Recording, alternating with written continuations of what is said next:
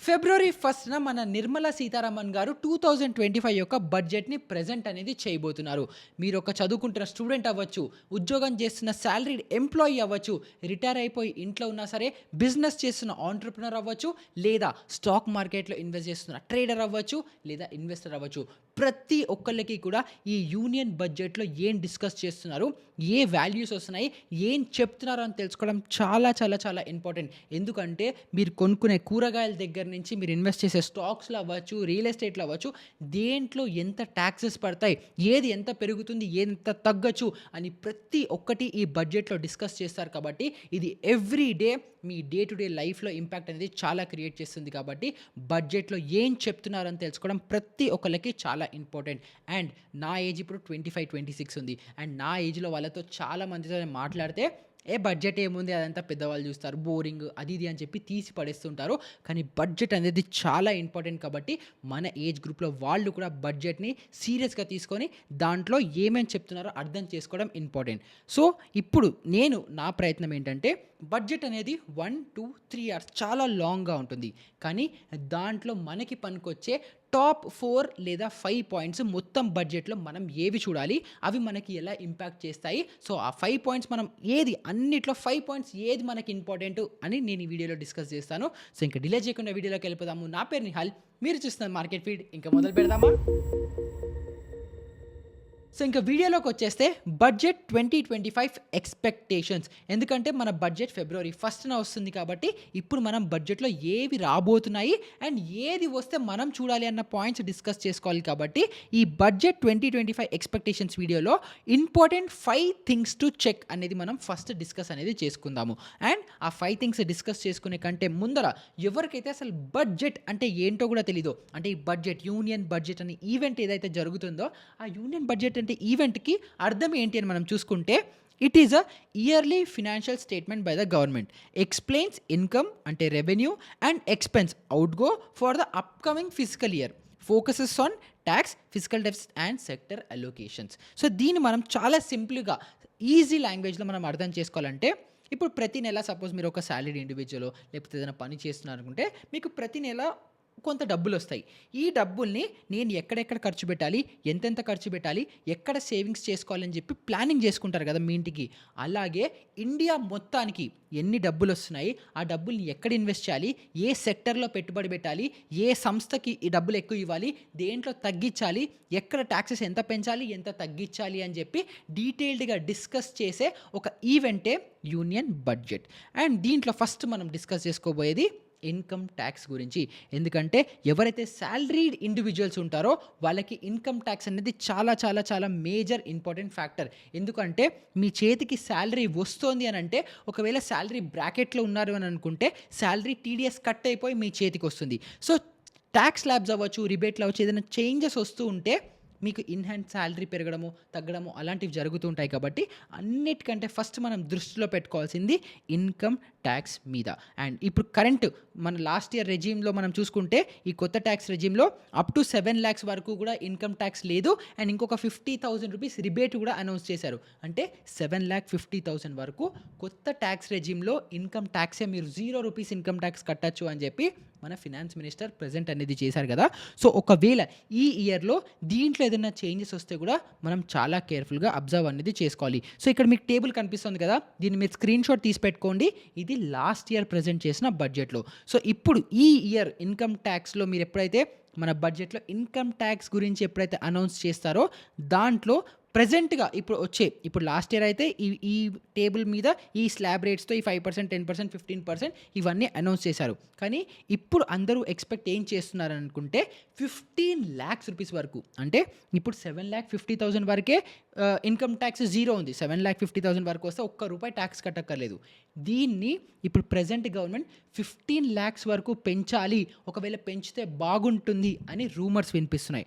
లేదు, second option ఇంకొకటి ఏం వినిపిస్తుంది అనంటే deductions in new tax resume అంటే ఇప్పుడు మనకి ఓల్డ్ ట్యాక్స్ రెజ్యూమ్లో మనకి హౌస్ రెంట్ అలవెన్స్ అవ్వచ్చు, ఇన్సూరెన్సెస్ అవ్వచ్చు, లేదా హోమ్ లోన్ ఇంట్రెస్ట్ అవ్వచ్చు, ఎడ్యుకేషన్ లోన్ ఇంట్రెస్ట్ అవ్వచ్చు, ఇలాంటివన్నీ కూడా మనము క్లెయిమ్ చేసుకోవచ్చు, అంటే ట్యాక్స్ రిఫండ్ వచ్చేది. కానీ ఇప్పుడు న్యూ ట్యాక్స్ రెజ్యూమ్లో సింపుల్ స్ట్రక్చర్లో మీకు ఎలాంటి ఎగ్జంప్షన్స్ లేవు, ఎలాంటి డిడక్షన్స్ లేవు. మీరు అప్ ఫ్రంట్ 7.5 lakh లోపల కనుక వస్తే మీరు ట్యాక్స్ కట్టక్కర్లేదు అని గవర్నమెంట్ చెప్పింది కదా. సో ఈ ఎకానమీని బూస్ట్ చేయడానికి ఇలాంటిదే ఇంకొంచెం పెంచి ఈదర్ 7.5 నుంచి 10 15 చేయొచ్చు, లేదు అంటే కొత్త ట్యాక్స్ రెజ్యూమ్లోనే డిడక్షన్స్ని కూడా యాడ్ చేయొచ్చు అని చెప్పి కూడా ఎక్స్పెక్టేషన్స్ అనేవి మనకి వినిపిస్తున్నాయి. తర్వాత స్లాబ్ చేంజెస్ అంటే ఏంటి? ఇందాక మీకు ఇక్కడ చూపించాను కదా, 3 to 7 lakhs 5%, 7 to 10 lakhs 10%, 15, 20, 30, 15 lakhs కంటే ఇన్కమ్ ఎక్కువ ఉంటే 30% మీరు ట్యాక్స్ కట్టాలి అని చెప్పి. సో దీన్ని మేబీ మోర్ దాన్ 15 lakhs అయితే దీన్ని 15%కో 20%కో తగ్గించే అవకాశాలు ఉన్నాయి అని చెప్పి కూడా అలా కూడా ఎక్స్పెక్టేషన్స్ అనేవి వినిపిస్తున్నాయి. అండ్ నెక్స్ట్ ఇంకొక ఫోర్త్ నేను ఇక్కడ యాడ్ చేయలేదు, కానీ ఇంకొక ఫోర్త్ రూమర్ ఏది వినిపిస్తుంది అంటే ట్యాక్స్ రిబేట్లు పెంచేది కూడా. సో ఇందాక మీకు చెప్పాను కదా, అప్ టు 7 lakhs ఏమో మనకి ఇక్కడ ఇన్కమ్ ట్యాక్స్ లేదు అని చెప్పారు, బట్ అడిషనల్ 50,000 రిబేట్ కూడా ఇస్తున్నారు. సో ఆ రిబేట్ని కూడా పెంచే అవకాశాలు ఉన్నాయి అని చెప్పి కూడా మనకి ఎక్స్పెక్టేషన్స్ అనేవి వినిపిస్తున్నాయి. అండ్ ఇవన్నీ ఎక్స్పెక్టేషన్సే యాక్చువల్గా ఏమవుతుందో మనకి బడ్జెట్ వచ్చినప్పుడే తెలుస్తుంది.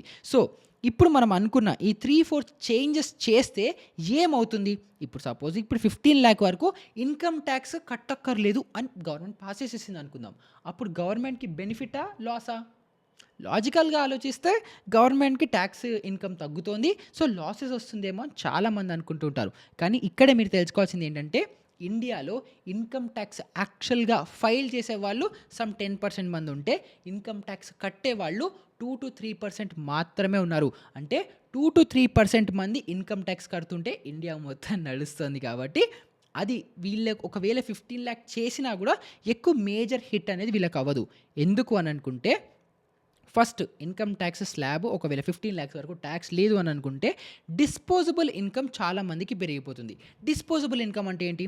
నాకు ఇప్పుడు 7.5 lakhs వరకు నేను ట్యాక్స్ కట్టక్కర్లేదు. ఇప్పుడు 15 lakhs వరకు నేను ట్యాక్స్ కట్టక్కర్లేదు అని అంటే నేను ఏదైతే ట్యాక్స్ అమౌంట్ కడతానో అది నా చేతిలోనే ఉంటుంది. ఇది నేనేం చేస్తాను? ఇన్వెస్ట్ చేస్తే అక్కడ సిజిఎస్టీ సెస్లు అవి ఇవి అన్నీ కట్టుకుంటాను. ఒకవేళ షాప్కి వెళ్ళి ఏదైనా కొన్నాను అనుకోండి, జిఎస్టీ కట్టుకుంటాను. ఒకవేళ సినిమాకి వెళ్ళి క్యారమెల్ పాప్కార్న్ తీసుకున్నాను అనుకోండి, దానికి ఎక్స్ట్రా అవుతుంది. లేదా కార్ కొన్నాను, ట్యాక్స్ పడుతుంది. రోడ్డు మీద వెళ్తున్నాను, ట్యాక్స్ పడుతుంది. ఏది కొన్నా కూడా జిఎస్టీ పడుతుంది కదా.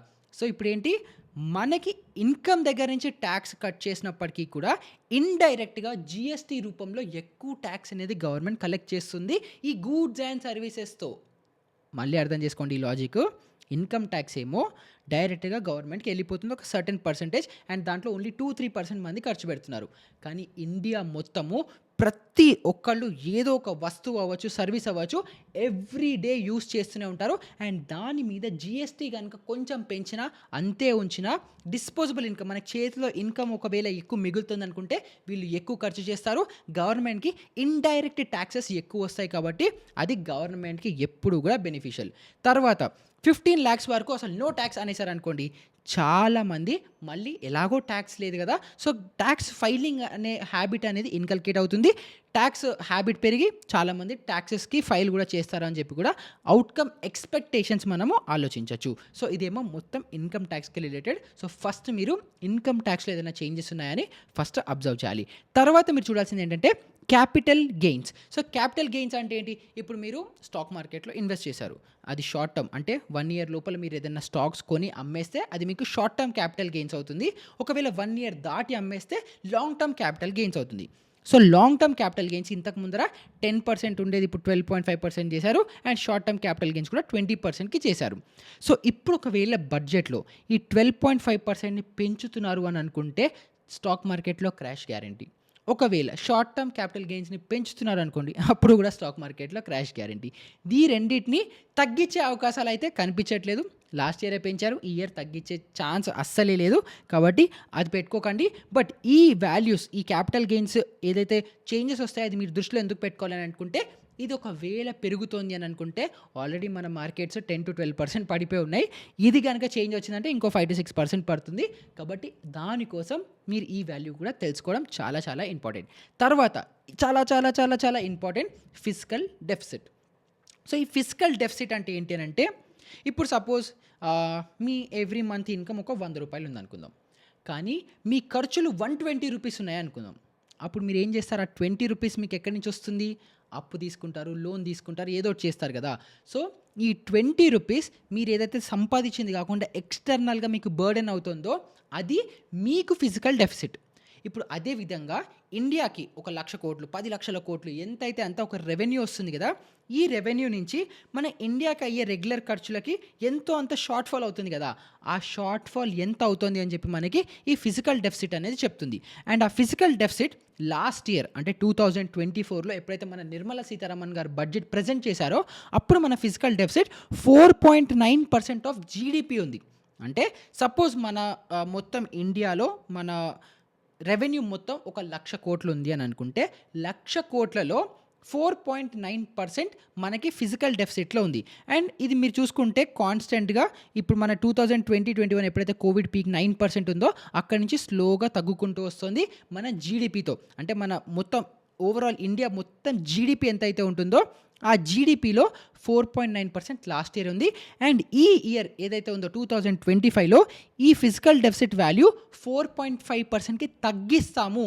ఎందుకంటే జీఎస్టీ అవి ఇవన్నీ రేట్లు పెంచారు కదా! దానివల్ల ఎక్కువ ట్యాక్స్ కలెక్ట్ చేస్తున్నారు కదా! సో చేయడం వల్ల ఈ ఫిజికల్ డెఫిసిట్‌ని 4.9 నుంచి 4.5కి తీసుకొస్తాము అని చెప్పి లాస్ట్ ఇయర్ బడ్జెట్‌లో అనౌన్స్ చేశారు. ఇప్పుడు ఒకవేళ ఈ ఇయర్ బడ్జెట్ ప్రెజెంట్ చేసేటప్పుడు ఈ ఫిజికల్ డెఫిసిట్ 4.9 నుంచి 5కో, 5.1, 5.5కో పెరిగిందనుకోండి, మార్కెట్ క్రాష్ అవుతుంది, ఇండియా కూడా పడుతుంది. సో అది దృష్టిలో పెట్టుకోండి. అలా కాకుండా 4.9 ఉందనుకోండి, అయినా కూడా నెగెటివే. అలా కాకుండా వీళ్ళు అనుకున్నట్టు 4.5, 4, 3 ఏదో వచ్చిందనుకోండి, 2-3 ఇయర్స్ బ్యాక్ 2019లో అనుకుంటా నిర్మలా సీతారామన్ క్యాండిల్ ఫామ్ అయింది కదా! అదేవిధంగా స్టాక్ మార్కెట్స్ షూటప్ అయిపోతాయి, ఇండియన్ ఎకానమీ బూమ్ అయిపోతుంది, అలాంటివన్నీ జరిగిపోతాయి. సో ఫిజికల్ డెఫిసిట్ ఎంత పర్సెంటేజ్ చేంజ్ అవుతుంది అని కూడా ఈ వాల్యూ మీద మీరు దృష్టిలో పెట్టుకోండి. ఇప్పుడు మనం 2013-14 నుంచి చూస్తుంటే 4.5 నుంచి ఆల్మోస్ట్ 3.4 వరకు వచ్చింది. తర్వాత కోవిడ్ వల్ల స్పైక్ అయింది, కానీ మళ్ళీ కిందకు వచ్చింది. సో ఇది స్లోగా కిందకు వస్తూ మళ్ళీ 3.5%కి వస్తే మనకి హ్యాపీగా మంచి ప్లేస్లో అనేది ఉంటాము. అండ్ ఓవరాల్ జీడీపీలో 3-4%, 5% వరకు కూడా నార్మల్. అమెరికాలో లేకపోతే కెనడా అవ్వచ్చు, లేదా ఇలాంటి కంట్రీస్లో ఏవైతే వెల్ డెవలప్డ్ కంట్రీస్ ఉన్నాయో, చైనా కూడా ఎగ్జాంపుల్ తీసుకుంటే వాళ్ళకి కూడా 4-5% ఫిజికల్ డెఫిసిట్ ఉంది.